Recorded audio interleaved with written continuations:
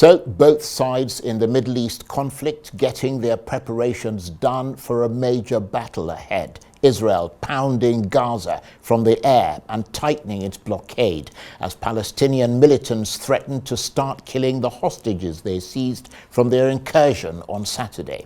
After a night of intense destruction, Israel has been calling up hundreds of thousands of reservists in preparation for what is thought to be a comprehensive but complicated ground operation in an overcrowded urban environment and warning Gaza residents to seek shelter.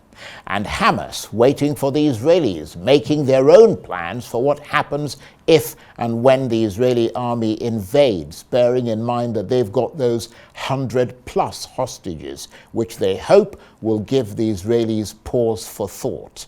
And earlier today, Hamas issued a statement warning residents of Ashkelon, which is an Israeli town just north of Gaza, saying they have until 5 p.m. local time to leave, and that deadline has clearly now expired. All this as UN aid agencies warn of the severe consequences of Israel imposing a total siege on Gaza, and the WHO calling for a humanitarian corridor to be opened into the territory. The latest death count on both sides since Hamas attacked Israel on Saturday has now exceeded 3,000. Yes, we are going to wage a war against Hamas now. And I want to be very clear. War is a dirty game. And war is a terrible thing. But sometimes it's necessary. This is one of those cases where it's necessary and where it's justified. We will do everything we can to avoid civilian casualties. We will do everything we can. But civilians will get killed, and we should prepare ourselves for that. The difference is this, that in countries like Israel, in countries like Nigeria, we have an army that protects us. We have an army whose job is to stand in front of the civilians. First you have the army, then you have the civilians. The army is on the front line. Hamas are the opposite. They take the civilians and they put them in front of them. Hamas operate out of schools. Their major headquarters are under the hospital in Gaza. They have taken our kidnapped Israeli citizens, babies as young as 6 months old, and said they will put them in front of them when they are fighting against Israelis. They've said they are going to go on live TV and kill them on live TV. And that's Michael Freeman, who is the Israeli ambassador to Nigeria. Well, yesterday on this program, we spoke to a former Israeli paratrooper, and today I'm joined in the studio by the ambassador of Palestine to Nigeria, Abdullahi Abu Shawesh. Thank you very much indeed for coming in. Thank you so much. So Israel hitting back fiercely after Hamas gunmen stormed across the border in Gaza and killed hundreds of Israelis. How merciless has the assault been on both sides?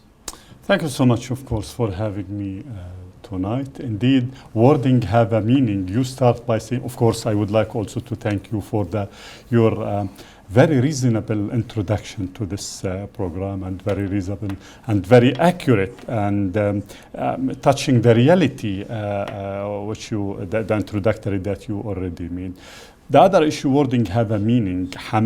Israel hit back. This means that Israel has been assaulted, or the issue was started as if it is started just last Saturday, which is not true. Let us back to the root of this issue, to the essence, to the major reason for this issue. This should take us back at least 75 years ago when the Israeli gang, the Israeli militia at that time, ethnically cleansed the Palestinian people from their homeland. Me, born as a refugee, my late father Muhammad Abu Shawesh was born in Barga, which means that we have our town at that time, which we completely uprooted from it, ethnically cleansed from it. Then we became a refugee in Gaza Strip.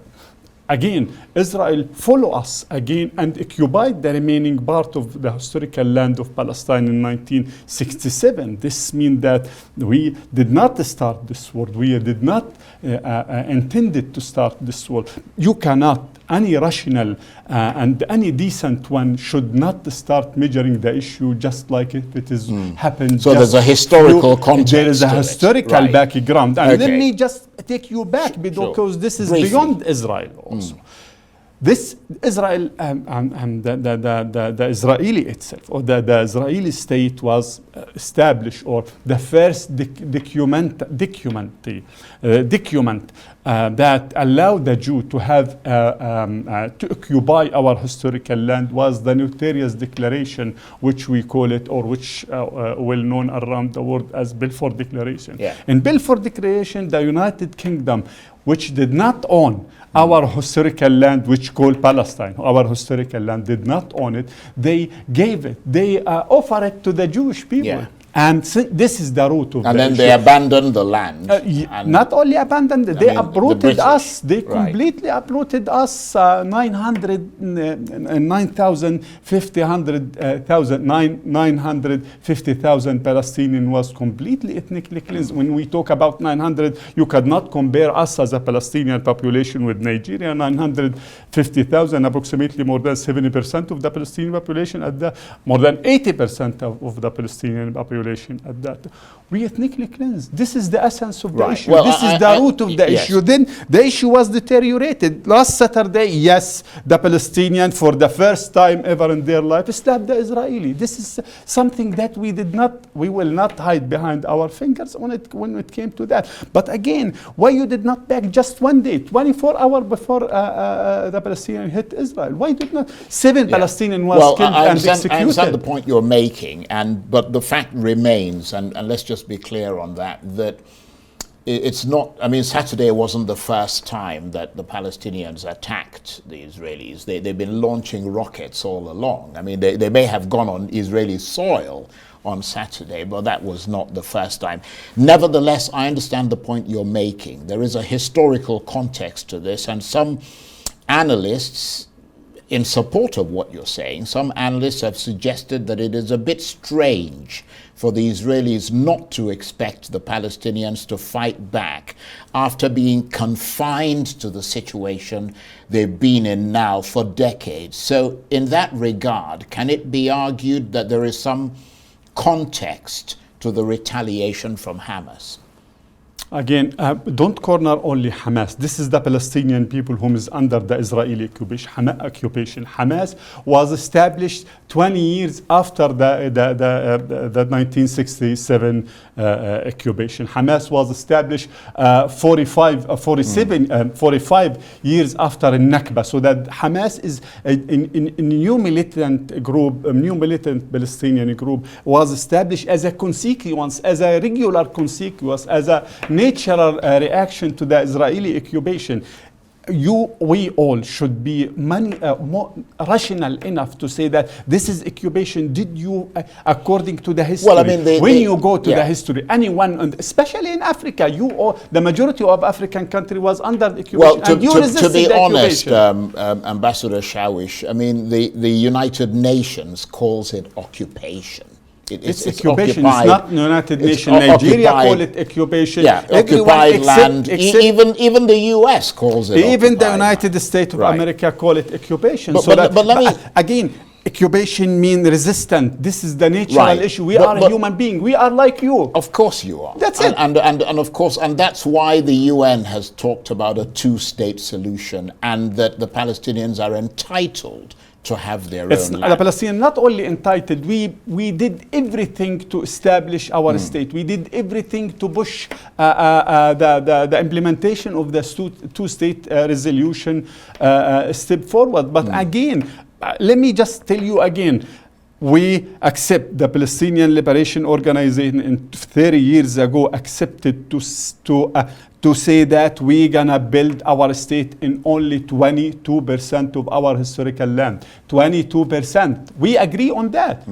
But till today, we get nothing. Right. Well, let me just take this, because I think in the immediate term, the concern of the world and the UN aid agencies have raised that question, the WHO, is the plight of people in Gaza. And I understand that you are from Gaza and your family is in Gaza. But again, because wording have a meaning, I'm not from Gaza. I have my own town, my own village, which is called Berga. You were So that uprooted originally from. I'm a refugee from Berga town. I'm from Berga Right. But your family is based. But my family and I is in personally Gaza. born in a refugee camp in Gaza, Right. and in the Sayrat camp in Gaza. So that my family in Gaza also, my Right. entire family in Gaza, they immigrated to Gaza. So that's what concerns me. Would it be fair to say that these are fearful times for you, given that your family is there? I did not want to engage in some in a personal issue, but the first ever one who was killed in this war was my cousin, Omar Faris Abu Shawesh. He's my cousin. Okay, let us pass this. Yeah, I'm very sorry to hear that. Again, we are a human being. I did not dare to call my brother there in Gaza, because I'm not pretty sure whether he will reply, whether he is alive or not alive. Especially, we are a complete disconnection of the communication, the internet. The internet is cut off. Everything was complete. So you don't know whether they're well or not. Okay, well, I hope they are. This morning, till 8 at this morning, the last message that I received it from my family there. Right. Well, I really hope that they're okay. And thank you so much. You have certainly our thoughts go with them. But is there anywhere that might be more safe to go for Gazans? At one point, the Israelis asked them to go to Egypt, but I understand the border is closed. Do you think that the Palestinians will repeat another Nakba in our life? We already ethnically cleansed in 1948. Now they are trying, or they are pushing us. They are paying all the effort. Not only the Israeli, and it seems that another major country around the world is pushing the Palestinian from Gaza to immigrate or to become a refugee in Sinai. But the problem is that if you stay there with the firepower that Israel is unleashing on Gaza, many people are going to die. It's not only many people, many people already died. And they'll destroy the entire place. I can share with you, and I hope that one day or very soon to reach out to me,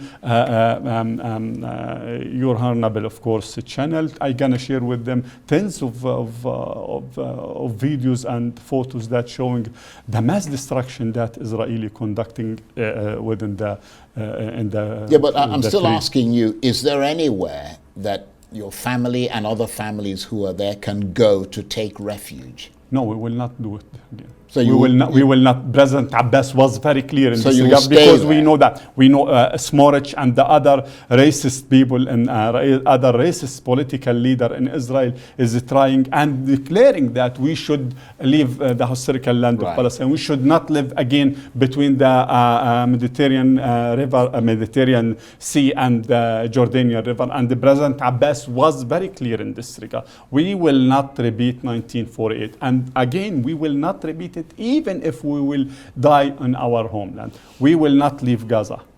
We will not leave West Bank. We will not leave East Jerusalem. We will not leave our historical land. Would it be accurate to say that even though people in Gaza and Israel have for decades known more war than peace, the current destruction and bloodshed is now at a level or at levels beyond anything you've ever seen before? Indeed, no, we see it before. No.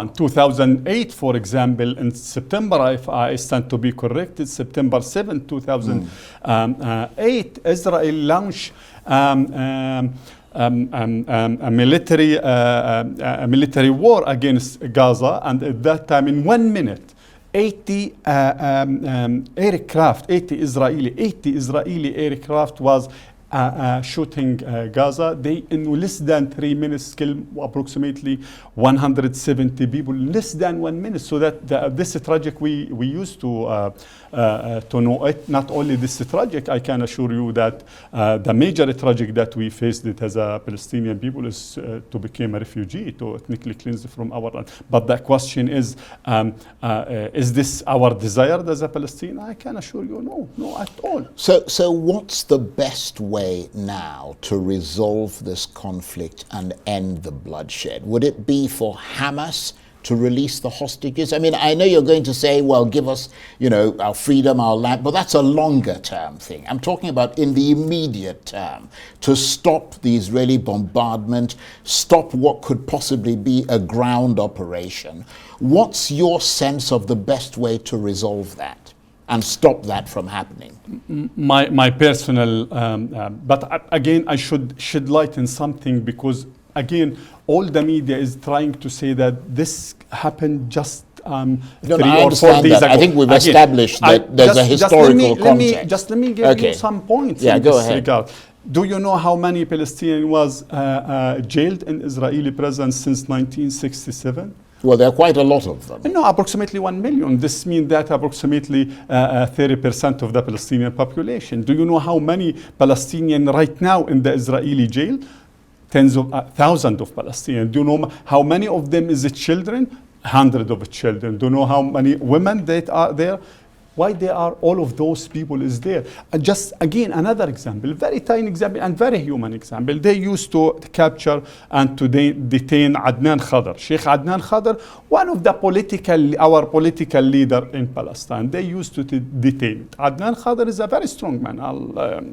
And Adnan was started the hunger strike. They left him to die. Until now, they're capturing his body. They did not free his body. The question is, you ask me a very direct question, whether what's the best way to end the conflict? It's to not resolve a this present conflict. This present conflict. So that the bloodshed can end. Very easy. Israel should put end to its war against Gaza.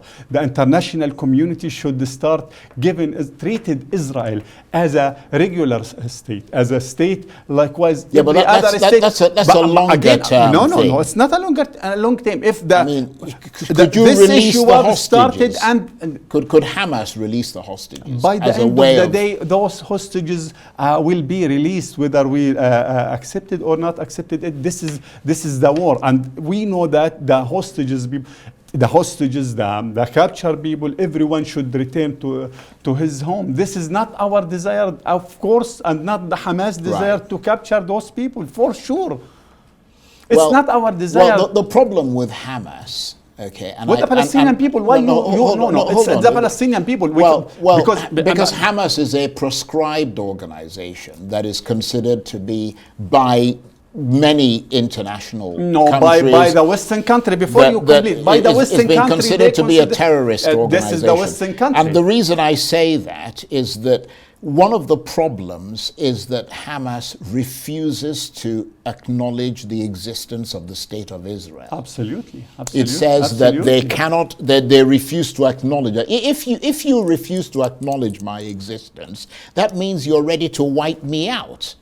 And I will react in any way that I can to defend myself. Okay. You are right, but again, we should tackle the issue from its source, from its root. Yeah, but we have to move forward. To move forward, but before we have to move forward, especially you mentioned that many countries, no, it's some country that considering Hamas a terrorist group, which is United States of America, all the Israeli Incubation supporter. Did Nigeria considering Hamas a terrorist organization? No. No, this is very important. Well, let me ask you this. This is very important. Yeah. This is very important. Right. Because wording again have a meaning. All the Israelis, the Incubation support and considering Hamas as a terrorist group. Let me give you another right. issue. Okay. Very briefly, we're almost out of time. Palestinian Liberation Organization, Chairman Yasser Arafat, who signed the agreement. I remember Yasser Arafat. Is still right. According to the American, is still terrorist. Just very briefly, because we're out of time. Are you prepared to have hazard a guess about where and when this conflict is going to end, or is it uncharted territory? If you again, because we have only one song, we the Palestinians have only one song. We have one tongue. We will not going to change it. This incubation, this conflict, so to speak, which is occupation, can be end and put an end to this catastrophe when the international community, on top of them, of course, the United States of America, stop treating Israel as the spoiled grumpy teenager. This is very important. When Israel accepted to be a normal state, which is the international law is applicable to the Israeli, to Israel. When the international community stop the double standard, you cannot say that we want to free this country and we are against the invasion of X country to Y country. Then when it came to the Palestinian, so double standards, basically. Okay. Hypocrisy and double standards. I want to thank you very much indeed, and please come back and talk to us again. Abdullahi Abu Shawesh is the ambassador of Palestine to Nigeria. Thank you very much indeed. And I hope your family is well in Gaza.